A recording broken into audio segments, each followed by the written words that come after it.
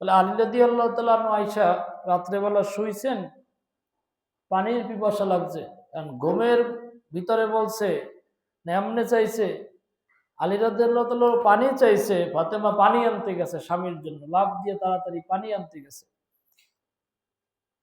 পানি আনতে একটু সময় প্রয়োজন হয়েছে। আয়েশা দেখে হযরত আলী ঘুমাই গেছেন। স্ত্রী আর স্বামীর ভিতরের মহব্বত এবং মানার নিয়মটা দেখেন। আয়েশা দেখতেছে স্বামী আলী ঘুমায়া পড়ছে, চিন্তা করতেছে যদি আমি এখন এই পানি রাইখা আমিও ঘুমাই যাই, আর হযরত আলী সারাদিন কষ্ট করে বাসায় আসছে, যদি সে আবার পানি চায়, পানি যদি না পায়, আর এই খবর যদি বিশ্বনবী জানে, তাহলে হয়তো আমি বড় অপরাধী হয়ে যাব। স্বামীকে কিভাবে মান্য করতেছে এই চিন্তা করে হযরত ফাতেমা তিনি আর ঘুমাইলেন না, মাতার কাছে গ্লাস নিয়ে দাঁড়াই থাকতে শুরু করলেন। বলে দাঁড়াইতে দাঁড়াইতে হযরত বেলাল ফজরের আজান দিয়ে ফেলাইছে। সুবহানাল্লাহ। বেলাল ফজরের আজান দিয়ে দিছে, আজান শুনে আলীর ঘুম ভেঙেছে। বেলালের আজান শুনে হযরত আলীর ঘুম ভাঙছে, তাকাই দেখে পাশে ফাতেমা নাই, দেখে মাথার পাশে ফাতেমা গ্লাসটা নিয়ে দাঁড়িয়ে আছে। হ্যাঁ, গ্লাসটা নিয়ে ফাতেমা দাঁড়ায় আছে। বলে এই অবস্থা দেখে হযরত আলী ভয় পেয়ে গেছে, ফাতেমাকে ধইরা বলে তুমি এখানে দাঁড়ানো কেন? কারণ আপনি পানি চাইলেন না, পানি আনতে গেছে, আয়েশা দেখে ঘুমায় পড়ছেন, আমি তো দাঁড়াইছিলাম। কত সময়? বলে যখন চাইছেন আমি আজান পর্যন্ত দাঁড়াইছিলাম। হযরত আলী একটু ভয় পেয়ে গেল, হায় রে, যদি এই খবর বিশ্বনবী জানে তাইলে আমার রক্ষা নেই। ফাতেমাকে জড়াই ধরছে, ফাতেমা তুমি আমার কাছে ওয়াদা দাও, তুমি এই কথা আজকে রাত্রে যা হয়েছে, স্বামীর খেজমত, স্ত্রীদেরকে স্বামীর খেজমত করার বিধান আছে, তবে আমি যে কাজ করছি এত বিধান তো আমি বুঝতে পারি নাই, তবে তুমি যেই খেজমত আজকে করছো আমি বড় খুশি হয়েছি। ফাতেমা তুমি ওয়াদা দাও এই কথা যেন বিশ্বনবী না জানে। আলীর ভিতরে একটু ভয় যে যদি নবী জানে তাহলে খুব কষ্ট পাবে। নবীর আদরের কন্যা ফাতেমা, যে আলী এত খেজমত নেবা, তাহলে সারা রাত তোমার মেয়েটারে ঘুমাইতে দিবা না। মানে আলী একটু ভয় পাইতেছিল। বলে ফাতেমা তুমি কথা দাও এই খবর তোমার বাবা বিশ্বনবী যেন না শুনে। ফাতেমা বলে স্বামী অবশ্যই আমি তার কাছে বলবো না। হযরত আলী খুশি হয়ে গেছে। হযরত আলী এত পরিমাণ খুশি হইল আর আল্লাহর কাছে হাত উঠায় দিল, আল্লাহ তুমি আমাকে যে স্ত্রী দিয়েছো আমি তার উপরে খুশি, আমি তার উপরে রাজি হয়ে গেছি। আল্লাহ তুমি আমার স্ত্রী হযরত ফাতেমাকে উত্তম নারী হিসাবে কবুল করে নাও। আল্লাহ, ওগো আল্লাহ, উত্তম নারী হিসাবে কবুল করে নাও। বলে আল্লাহ তুমি ফাতেমাকে সকল নারীদের জান্নাতের সর্দার বানায় দিও আল্লাহ। বলে আলীর দোয়া আল্লাহ কবুল করেছেন।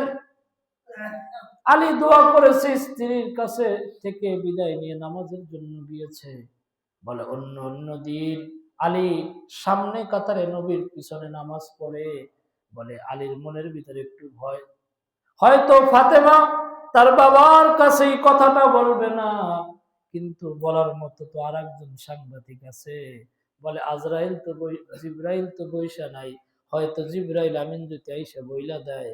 বলে হযরত আলী ভয় পাইতেছিল, বলে সামনে কাতারে নয়, কারণ বিশ্ব নবী রাহমাতুল লিল আলামিন ফজরের নামাজ আদায় করার পরে বলে মুসাল্লিদের দিকে তাকায় ফিরে বসতেন। বসার পরে তাসবিহ তাহলিল পাঠ করা হতো, বিভিন্ন দোয়া কালাম পড়া হতো। বলে বিশ্ব নবী বিভিন্ন মাসলা মাসাইল সাহাবীরা জানতে চাইতো এবং বিশ্ব নবী অনেক মাসলা মাসাইল বলতো। বলে রাতের বেলায় যদি কোনো সাহাবী স্বপ্নে দেখতো, বলে এই স্বপ্নগুলো নবীর কাছে বলতো, নবী স্বপ্নের ব্যাখ্যা করতেন এবং নবী যদি কোনো স্বপ্ন দেখতে এগুলো সাহাবীদেরকে জানাইতেন। বলে ওই দিনকে বিশ্ব নবী সালাম ফিরানোর পরে দেখে আলীকে দেখা যায় না, আর ওদিকে আলী মনের ভিতরে একটু ভয় পেয়ে সালাম ফিরানোর পরে আলী আর বসে নাই, আলী তাড়াতাড়ি বাড়ি চলে গেছে। বলে একটা দরজা আছে বাবুল জিব্রাইল নামে, বলে বিশ্বনবী সালাম ফিরানোর পরে দেখে জিবরাইল দরজায় দাঁড়ানো। বলে জিবরাইল তো এত সকালবেলা আমার কাছে কখনো আসে না, আজকে কেন এত সকাল সকাল জিবরাইল চলে আসছে? জিবরাইল বলে ইয়া রাসূলুল্লাহ, একটা সুসংবাদ দেওয়ার জন্য আসছি। আমি সাহাবীদের মাঝে যাব না, যদি আপনি একটু আমার কথাটা শুনতেন।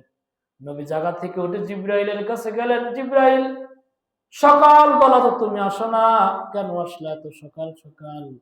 জিবরাইল ডাক দিয়া বলে, ওগো নবীজি, কিছুক্ষণ আগে একটা দোয়া আল্লাহ রাব্বুল আলামিন আলীর একটা দোয়া কবুল করেছে, এই সুসংবাদটা দেওয়ার জন্য আল্লাহ বলেছে আজকের দিনকে আমাকে সময় করে দিয়েছে।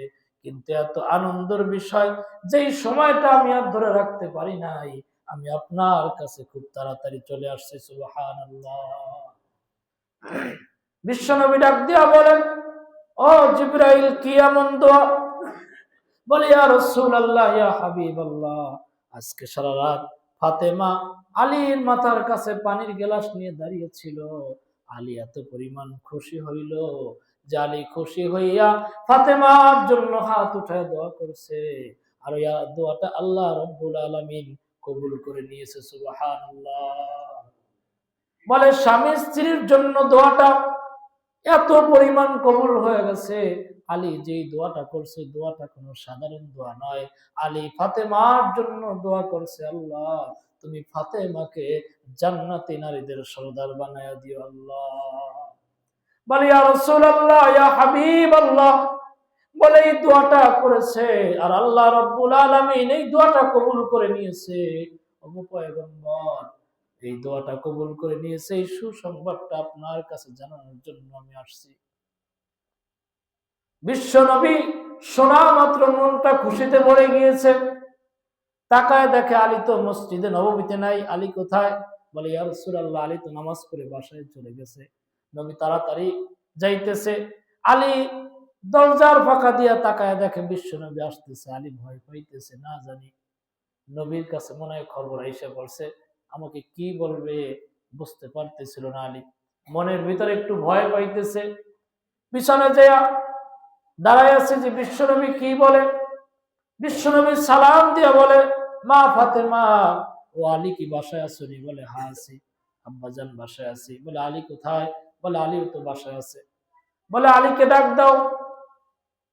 আজকে রাতের বেলা কি হয়েছে? আলী চিন্তা করে, সর্বনাশ, যেই ভয় পাইতেছিলাম এই ভয় আর না হয়ে গেল। আজকে রাতে কি হয়েছে তোমাদের ভিতরে? বলে আব্বাজান, আমি আগে একটা মাসলা জানতে চাই। বলে কি? বলে স্বামীর হুকুম মানা জরুরি না বাবার কথা মানা জরুরি? মাস্টাররা খুব খেয়াল করবেন, স্বামীর হুকুম মানা জরুরি না বাবার কথা শোনা জরুরি? বিশ্ব নবী ডাক দিয়া বলে, এরে ফাতেমা, স্বামী যদি হুকুম করে, বলে স্বামীর হুকুমের বাইরে পৃথিবীর আর কোন হুকুম মানে না। সুবহানাল্লাহ। কথা বুঝতে পারছেন? স্বামী যদি হুকুম করে, ওই হুকুমের পরে পৃথিবীর সব হুকুম বাদ। স্বামী যদি বলে তোমার মা বাবার সাথে দেখা করা বন্ধ, বলে স্বামীর হুকুম যদি স্বামী যদি হুকুম করে আমার অনুমতি ছাড়া তোমার মা বাবার সাথে দেখা করতে পারবে না, ওই স্ত্রীর জন্য ওটাও বিধান। ফাতেমা ডাক দিয়ে বলে, আব্বাজান, রাতের বেলা যা হয়েছে আমি তো আমার স্বামীর কাছে ওয়াদা দিয়েছি, আপনার কাছে জানি আমি না বলি। আমার নবী ডাক দিয়া বলে, ফাতেমা রে, অবশ্যই তুমি তোমার স্বামীর কাছে তুমি শরণাপন্ন হয়েছো, তুমি আমার কাছে বলবা না।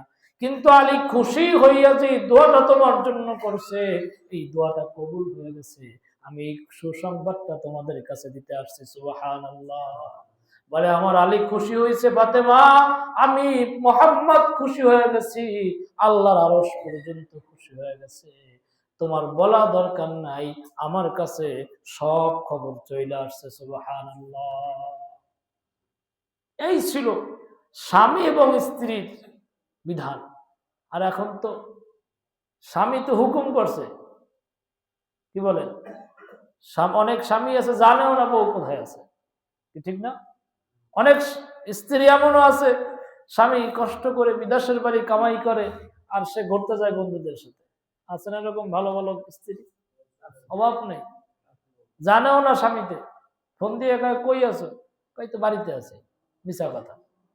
কি তাহলে স্বামীর অনুমতি ছাড়া ঘর থেকে বের হওয়া নিষেধ। আর এখন তো মাশাআল্লাহ এগুলো অনুমতি দরকার হয় না, যতক্ষণ পর্যন্ত স্বামীর হুকুম ছাড়া, হুকুম অনুযায়ী স্ত্রী না চলবে, বলে ওই সংসার, ওই পরিবারের ভিতরে কোনো শান্তি আল্লাহ দিবে না। শান্তি এমনিই আসবে যদি আপনার স্ত্রী আপনার কথা না মানে, মনে করবেন আপনার ঘরে শান্তি নেই। স্ত্রী যদি স্বামীর কথা না শুনে, বলে ওই ঘরের অশান্তি যে পরিমাণ আসবে, ওই অশান্তিতে আপনার জীবন শেষ। কি বলে নাকি আমার নিজস্ব কথা বলতেছি, ব্যক্তিগত কথা, কোরআন হাদিসের কথা বলতেছি। যে এটাই বিশ্বনবী বলেন যে স্বামী স্ত্রীর মহব্বত, বলে এরকম যদি স্বামী স্ত্রীর ভিতরে মহব্বত না থাকে, বলে ওই ঘরটা কেমন জানি দুনিয়াতেই জাহান্নাম হয়ে গেল। আর যদি মহব্বত থাকে, বলে ওই ঘরটা কেমন যেন দুনিয়া থেকেই জান্নাতের সুখ আসতে থাকে। এজন্য মা বোন যারা আছে তাদেরকে বুঝাবেন, তারা যদি আপনার হুকুম, আপনার কথা যদি না শোনে, হ্যাঁ আবার স্বামী যদি বলে যে আমারে বেরাকতেন 50,000 টাকা উড়াই দিতে হইব, এইটা না মানে আবার আপনার স্বামী স্ত্রীদের জন্য এটা জায়েজ আছে। যদি কয় আমারে বেরাক থেকে টাকা উড়াই দিতে হইব, বা আমাকে কিস্তির কাছ থেকে 50,000 উড়াই দিতে হইব, এইটা না মানার বিধান আছে। যদি কয় যায় এই আমার বন্ধুরা আইব, আমি বাড়ি থাকতে পারবো না, এদের সামনে মাথায় কাপড় দেওয়া যাইব না, এরকম কোন হুকুম করে, এগুলো